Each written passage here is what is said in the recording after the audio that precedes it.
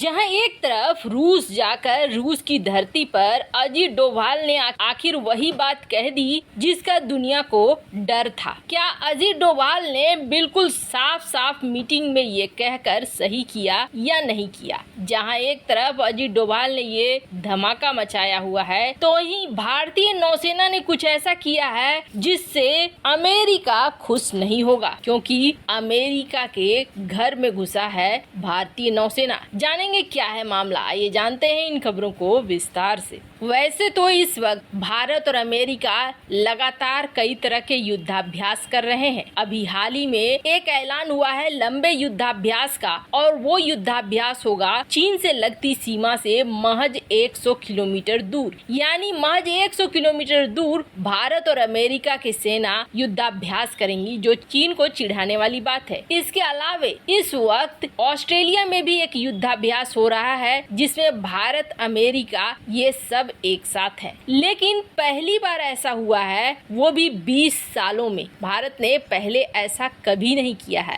पर 20 सालों में भारत ने और भारतीय नौसेना ने कुछ ऐसा किया है जिससे कि अमेरिका थोड़ा सशंकित जरूर हो गया है। अमेरिका और भारत के बीच चाहे रिश्ते क्यों न बहुत ज्यादा पनप रहे हो, लेकिन अटलांटिक सागर में भारतीय नौसेना घुसी, और भारतीय नौसेना न सिर्फ घुसी बल्कि इन्होंने ब्राजील के नौसेना के साथ युद्धाभ्यास किया। 15 अगस्त के दिन यहाँ पर झंडे फहराए गए। कुछ तस्वीरें निकलकर सामने आई है इस युद्धाभ्यास की, और इस युद्धाभ्यास के अलावे दोनों के नौसेना के जो सिक्योरिटी एडवाइजर हैं वो आपस में मिले और उन्होंने कई तरह की चर्चा की। अब आप सोचेंगे कि ब्राजील कहाँ यहाँ पर और चाइना कहाँ यहाँ? आखिर भारत ने ब्राजील के साथ युद्धाभ्यास क्यों किया, और वो भी 20 साल बाद भारत को ऐसी जरूरत महसूस हुई? तो इसके पीछे एक बड़ी वजह है, और वो बड़ी वजह क्या है? भारत एक महाशक्ति तो बन ही रहा है, साथ ही साथ भारत के हथियारों के मार्केट पर बढ़त भी बन रही है। अब जैसे जैसे भारत इन युद्धाभ्यासों में हिस्सा लेता है, वैसे वैसे भारत के हथियार दुनिया के सामने आते हैं। ब्राजील और उत्तरी अमेरिका के कई ऐसे देश हैं जिन पे भारत की नजर है, और भारत अपने हथियारों को यहाँ बेचना चाहता है। यही वजह है कि भारत ने अब अपने देश से बाहर निकलकर दूसरे देशों की क्षेत्रों में कई तरह के युद्धाभ्यास करने शुरू कर दिए हैं। अब इसका फायदा भी भारत को मिलने लगा, जैसे कि ब्राजील की नेवी ऑपरेट करती है स्कॉर्पियन क्लास की सबमरीन, और ब्राजीलियन नेवी अब ये चाहती है कि भारत के साथ मिलकर डीजल इलेक्ट्रिक अटैक सबमरीन के मेंटेनेंस पर काम करे। अब इतना तक ही मामला नहीं रुका हुआ है, बल्कि भारत और ब्राजील दोनों मिलकर अपनी नेवी को अब भेजने वाले हैं साउथ अफ्रीका, यहाँ पर युद्धाभ्यास करने के लिए, जिसमें कहा जा रहा है एक फ्रिगेट, P-8I पेट्रोल एयरक्राफ्ट और कुछ और स्क्वाड्रन शामिल होंगे नेवी के, जो यहाँ साउथ अफ्रीका में जाएंगे। अब साउथ अफ्रीका में जाने से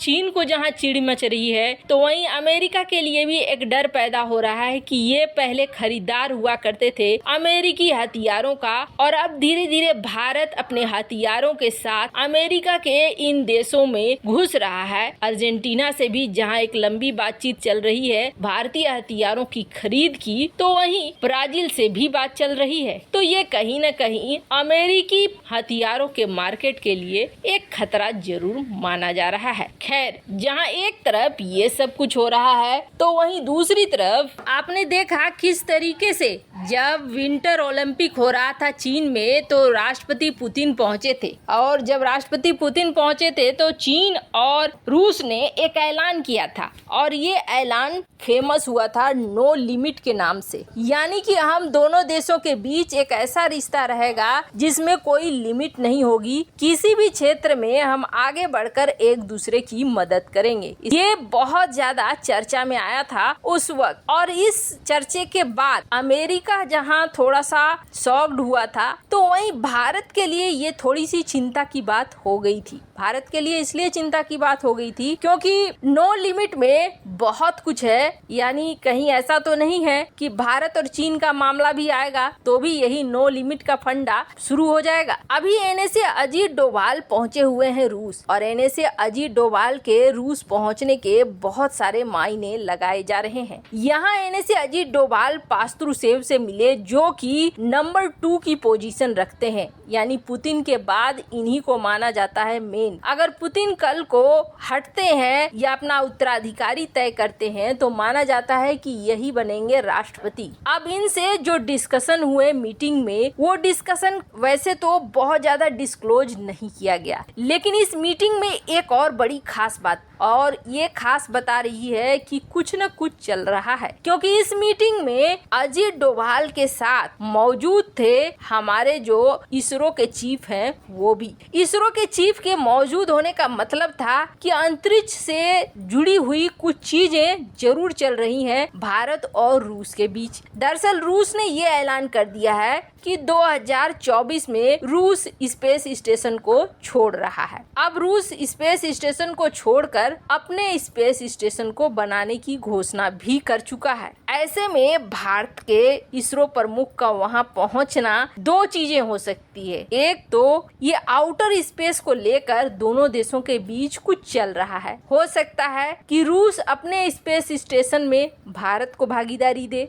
या फिर भारत भी जो अपना स्पेस स्टेशन बना रहा है उसमें रूस से कोई मदद ले या भागीदारी ले। हालांकि इसको लेकर डिटेल सामने नहीं आया है और न ही आधिकारिक बयान आया है। पर दूसरी पॉइंट या दूसरी बात ये भी हो सकती है कि हाल ही में फ्रांस ने कर दिया मना भारत के वीनस प्रोजेक्ट को लेकर। भारत के वीनस प्रोजेक्ट को लेकर जो एक डिवाइस बननी थी, उस डिवाइस में फ्रांस की भागीदारी थी, पर फ्रांस ने कहा कि हम रूस की कोई मदद नहीं करेंगे, रूस की मदद करने के लिए नहीं जाएंगे। हालांकि ये प्रोजेक्ट भारत का है, पर रूस के ऊपर लगे प्रतिबंधों की वजह से फ्रांस ने इस प्रोजेक्ट के लिए मना कर दिया। तो ये भी एक कारण हो सकता है कि इसरो प्रमुख वहां इस प्रोजेक्ट के सिलसिले में भी गए हों, लेकिन इसरो प्रमुख का वहां पहुंचना बहुत मायने कर रहा है। पर इन सब में सबसे बड़ी बात यह है कि ये जो नो लिमिट का बात बोलकर आए थे पुतिन, जिसके बाद एनएसए अजीत डोभाल ने बिल्कुल साफ साफ इस मीटिंग में रूस को ये कहा कि हमें चिंता है, आपने जो ये बात कही है कि हमारी नो लिमिट है और धीरे धीरे कहीं आपका झुकाव चीन की तरफ न हो जाए, इसको लेकर हमें चिंता है कि भविष्य में चीन और भारत का कॉन्फ्लिक्ट होता है तो आपका रुख क्या होगा। हालांकि ये पहली बार है इतने बड़े लेवल के किसी शख्स ने साफ साफ रूस के सामने अपनी बात रखी हो, और ये बात रखनी जरूरी भी थी कि अचानक से अगर कुछ होता है तो किसी बड़े झटके की तरह न लगे। रूस का मनोभाव अभी से क्लियर होना चाहिए। वैसे आपको क्या लगता है, एनएसए अजीत डोभाल ने जो किया वो सही है या नहीं है? कमेंट कर अपनी राय जरूर बताएं। जल्द मिलते हैं अगले वीडियो में नई खबर के साथ।